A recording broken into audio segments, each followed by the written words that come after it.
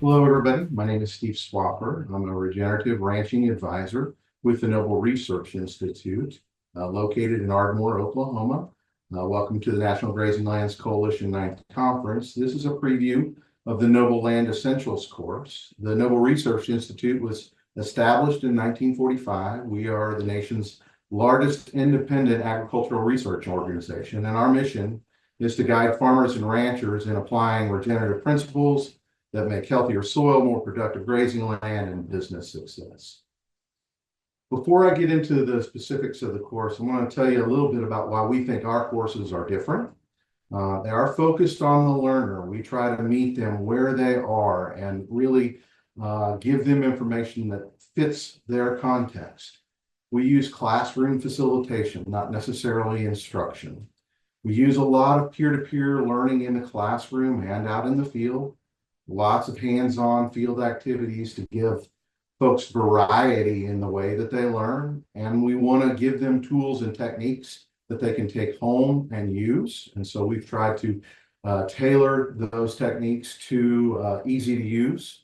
And then they become part of the Noble learning community as they are a cohort in this course, as well as with others that have taken the course before them and after them. So the Noble Land Essentials, really this course focuses on soil and is the foundational information to allow farmers and ranchers to use the soil to their greatest advantage. And we're going to focus on that soil and how they can become profitable, improving the health of their soils. So in our class, you're going to see something like this, where one of our advisors stands up in front of the classroom and we share information on a screen and we interact with the class in more of a traditional sense. But you're also going to get quite a bit of this, where you work at a table with folks that are in the classroom, both in small and large groups. We want to make sure that folks have the opportunity to work together to problem solve and to use one another as a resource. And that helps build that camaraderie throughout the course and afterwards. So this is a testimonial from one of the people that was one of our first participants. This is Phil Campbell, and he graciously shared this testimonial about his experience in the course with us. My name is Phil Campbell. I'm from Phil Campbell Farms. We're located in Luther, Oklahoma. I'm one of the vice presidents for our state association, which is the Oklahoma Association of Conservation Districts. If you want a first-rate experience with improving your operation, I highly encourage anyone to give the folks here at the Noble Research Institute a call and see what courses they have available, and definitely get signed up. It's money and time well spent. Well, land stewardship to me is all about taking care of that precious resource. We're not getting any more land. They've stopped building that a long time ago. And so it's up to us as producers. The land wants to be cared for, and I think it's everyone's responsibility to do their part with land stewardship. I love the hands-on portions, going out to the fields and actually talking about what's going on. That is tremendous. And the folks out at Noble do a wonderful job of that. It goes beyond just talking. The interaction with my peer group is always refreshing. I look forward to my next visit and the next class that I participate here at Noble, and looking forward to taking my operation to that next level. As Phil said, we really try to make this an interactive experience, and the information that people walk away with, they can improve their land, their forage, build resilience into their farms and ranches, improve their herd, and enhance their profitability. One of the ways that we try to meet our attendees where they are is to let them know that as recently as 5 years ago, Noble's 14,000 acres were managed very conventional. We used to spray every year, but like most, we still had weeds. We fed a lot of hay during the winter, and we didn't do a good job of leaving residual behind in our pastures. And we have, through this transition and adoption of regenerative practices, learned an awful lot about how to transition a conventional operation to a more regenerative approach. And we want folks to know that we're on this journey with them, and we share the information from our ranches with them during the periods. So again, this course is focused on soil, and we're going to hammer home that soil health is central to the success of their operation as they transition to regenerative. We'll spend a good part of the first day focused on the soil health principles in the classroom. We'll go through each one of these principles in great detail, providing information about how they can enhance a particular soil health principle, actions and management that degrade soil, and some of these principles that go along with their management. I'm not going to take you through all of the soil health principles today. I'm going to share with you some examples from our Cover the Soil section, and we try to share with folks that covering the soil is a big part of the reason that they will be successful. This is one of the examples that we use, and we use temperature in this particular example for covering the soil. One of our co-workers went out on July 26th of 2023. The air temperature was 99 and it felt like 104. And he shot our temperature gun at some bare soil, that photo there on the left, 140 degrees. And over on the right is soil that is partially covered, but also has a cover crop growing on top of it. And you can see a 47-degree difference just in keeping that soil covered and that soil shaded. And we talked to them about how important that is in supporting the microbial community in their soil. And at temperatures above 120 and 130, they're essentially getting microbial soup. And so covering the soil is an important part of the soil health principles. Another example we use for covering the soil is this video, and it's a rainfall simulator video. And we get a lot of aha moments with this one. I'm Jim Johnson. I'm a senior soils and crops consultant here at Noble Research Institute. Today we're going to be demonstrating our rainfall simulator.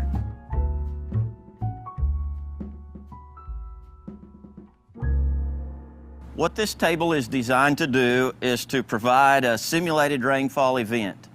So each of these shower heads will put out the same amount of water, just like raindrops coming down and hitting the soil, and we'll be able to see the effects of that rainfall, whether it runs off the soil surface or soaks into the ground. The reason this is important to us, whether we're in agriculture or whether we live in the city, is because what happens to the rainfall out on our farms and fields influences to some degree whether we have drought and flood. If the rainfall runs off and doesn't get into the soil, we'll be more prone to have drought. Likewise, if the rainfall all runs off, then we could have exacerbated flooding. So what we want to do is capture as much of the rain that falls and get it into the soil and into the ground where we can store it to grow crops for the future.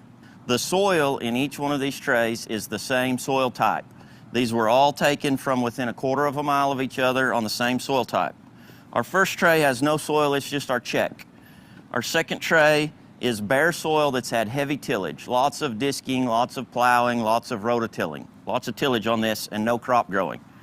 Our third tray has wheat growing in it. It has been tilled occasionally over the past several years, and it has had some crop rotation. So it's had some wheat, it's had some beans, it's had various crops growing on it for the past several years. Our next tray is also wheat. It is no-till, so it has not been tilled in any way for years and years. It's planted with a no-till drill, so we just plant the seed directly into the soil without doing any tillage. It's had cover crops on it during the summer and the winter for the past several years. Lots of diversity in plants. And then our last tray is some native grass. It's got some little blue stem and some Indian grass in it. Native pasture, no grazing, but just managed as a native pasture. None of these have any livestock grazing on them. So let's turn it on and see what happens.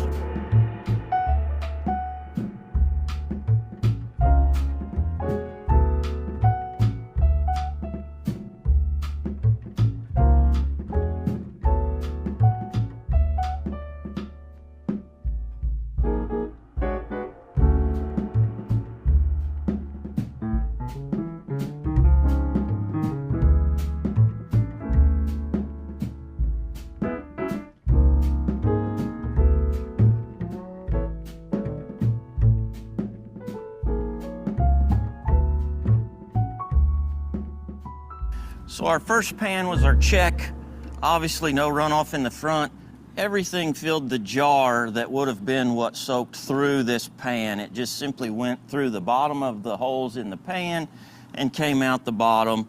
And this gives us an idea of what that water would look like with nothing there. Nice and clean water, no silt, no soil, just all the water that went directly through and into our jar. For our clean-tilled, heavy-tilled soil with no crop on it, there's almost no water that soaked into the soil and came out the bottom. There's just a little tiny bit of dirty water in the bottom of the jar that caught what went through the soil and out the bottom. Almost all of the water on our clean-tilled, no-crop soil ran off the surface and into this jar. So when we have bare soil that's uncovered and has been disturbed with lots of tillage, we can have lots of runoff that takes the surface soil with it. Unfortunately, that topsoil is our richest soil. It's also where we typically apply our fertilizers to grow our crops. So when the water in the soil runs off, not only does it take soil with it, it's taking those fertilizers that we applied to grow our crops with it as well. Those eventually can end up downstream in our rivers and our lakes. In our field that has had some crop rotation and some tillage, we see we had some runoff. It's cleaner than our field that had heavy tillage and no crop, but we still have a little bit of silt in the water, some that ran off, but we had quite a bit that soaked in as well.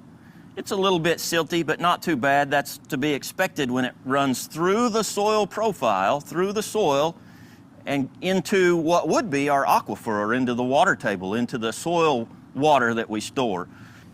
In our field that had had several years of cover crops and no tillage, we see that every bit of the rain that fell soaked into the soil and ran through the soil profile. There's very little water that ran off, and the water that did run off is very clean.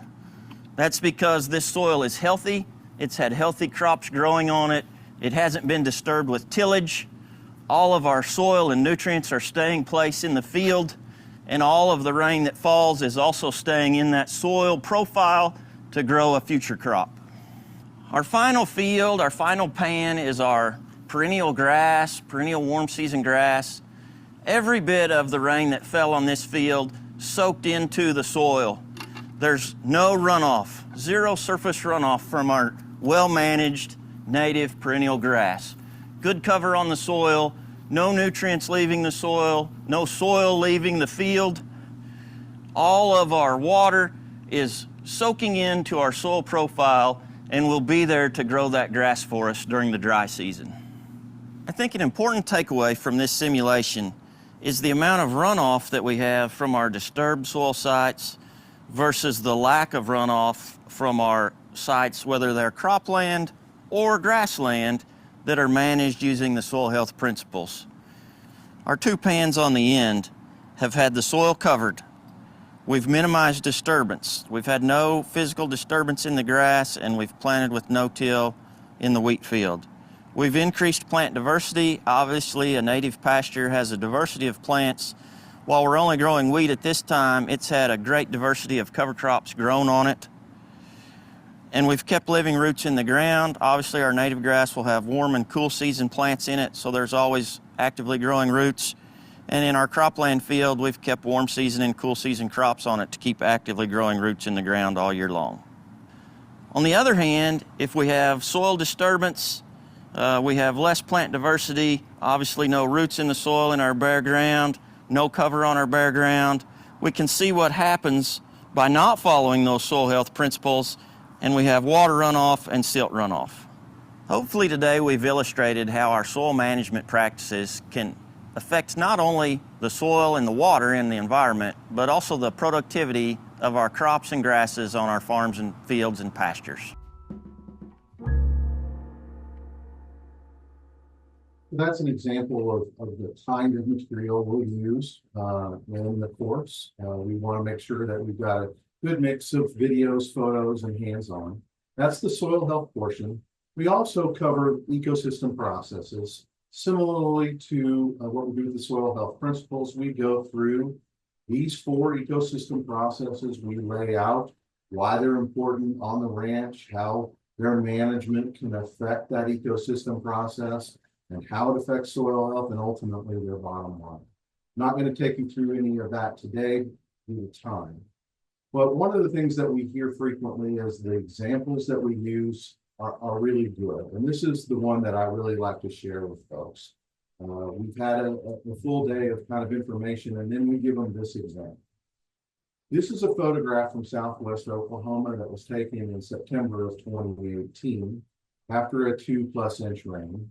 And the farm on the left is owned by a gentleman that we like to refer to as Mr. Infiltration. And the farm on the right is Mr. Infiltration's neighbor. And you can see after a 2+ inch rain, the farm on the left, Mr. Infiltration, isn't ponding any water. Looks like all the water has soaked in. No water running off, just like we saw with the rainfall simulator. Whereas Mr. Infiltration's neighbor on the right, with 2+ inches of rain, he's already ponding and no doubt running off into the ditches.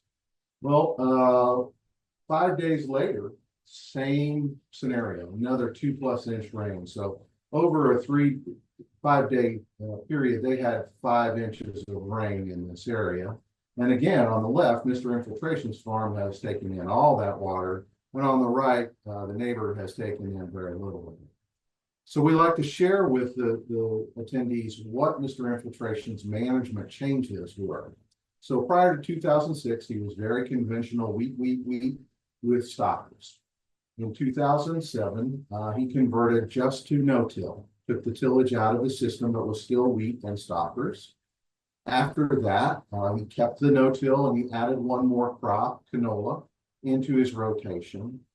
Following that, he converted his livestock grazing over from stockers to cow-calf, so he had a different grazing time period and regime. He also added some other crops to his rotation.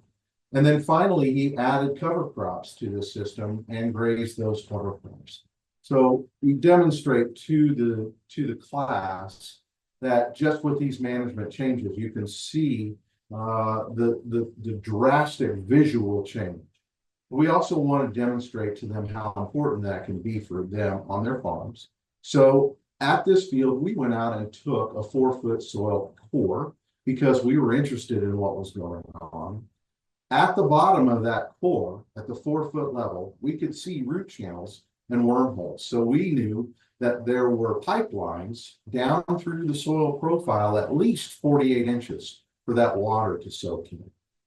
We also looked at what the value of a Hollister soil, that's the soil type, would be in a book. And so there's a series of wet and dry experiments to come up with this number. 8.5 inches is the book value of what that type of soil could store from 0 to 48 inches. We did our own. We did the series of wetting and drying, and we actually found that Mr. Infiltration could store as much as 9.2 inches. Well, that's fantastic. We show them this graphic. You can see that Mr. Infiltration, his 9.2 inches is going clear down into the soil profile, feeding those roots. Whereas the neighbor, he can't get his roots beyond that 10-inch mark. And you can see, based on that book value, he's only able to store 2 inches in that first 2 inches of moisture in that first 10 inches. And so he's actually not taking advantage of his entire soil profile. And that's what this shows. He's actually not able to take in any more after that 2-inch rain in 2 different events. Well, let's talk about when does runoff start. At a 0.2 inch per hour, which is pretty moderate rain, the neighbor is running off water in 10 hours, whereas Mr. Infiltration is almost 2 days before he starts to run off water. And what about the ability to have water between rains? In Southwest Oklahoma, during the hottest time of the year, the evapotranspiration rate is on average about 0.15 inches per day. So for the neighbor, he's just a little bit more than 13 days between rains before he's out of soil moisture. And for Mr. Infiltration, over 2 months. So we show them the value of that soil health management in the way of keeping that water available to them. We talked a little bit about the hands-on portion of this course, and we spent a good part of the second day being outside, showing them how they can assess their soil. And we teach them to do a very simple evaluation first, surface evaluation, looking at their soil cover, erosional features, the number of plants that are out there. We explained to them they've got to look straight down at their pastures and their fields, not across, and take an inventory of what do you see looking straight down. Bare soil is seen by looking down, not across. We also want them to look underground. And so we have them take a shovel out and we talk to them about what soil structure is. Good soil structure is like chocolate cake or cookie crumbs or cottage cheese. And then bad soil structure are single grains, massive blocks, plates. And we show them photos, examples of that. So over here on the left is the example of good soil structure. Now it looks like chocolate cake. Blocky down there on the bottom right. And we talk to them about root growth as well, and how soil affects how their roots grow. And we take them out there with just a shovel and their eyes and try to get their observational skills honed in on soil-specific observations. We want them to look for biological activity. When they dig that shovel of soil out, do they see any worms, ants, beetles, spiders? But not just the critters. On the bottom left there, you can see just wormholes. That's evidence that those worms are there. Biological activity is occurring. Over there on the right, on the top right, that's actually an egg. And so we can see that there's reproduction happening, evidence of biological activity, and healthy soil is going to have a lot of biological activity. We also set them up with a transect and a series of measurements and visual and counting measurements that they can take. And I'll explain that here in just a second. So you can see Jim here is clearing the site, getting ready to dig for earthworms. We'll dig a 12 by 12 by 12, so a 1 foot cubic hole. And we'll save all that into buckets.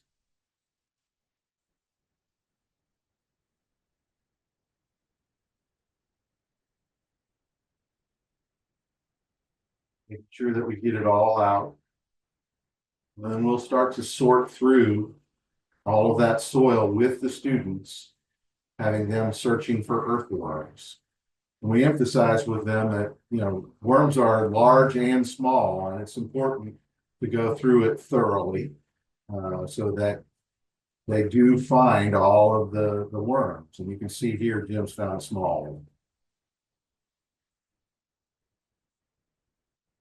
So again, we have videos for all of the techniques that we show them.